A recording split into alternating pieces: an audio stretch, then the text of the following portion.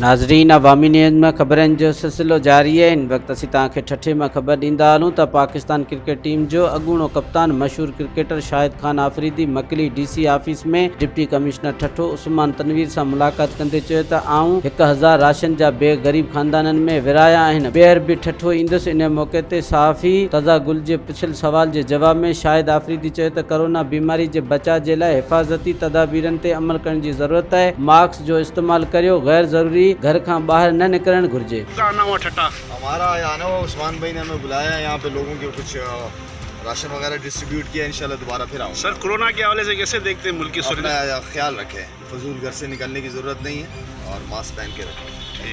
मज़ीद खबरों और तफसीलात के लिए विजिट करें हमारी वेबसाइट www.awamiNewsHD.com।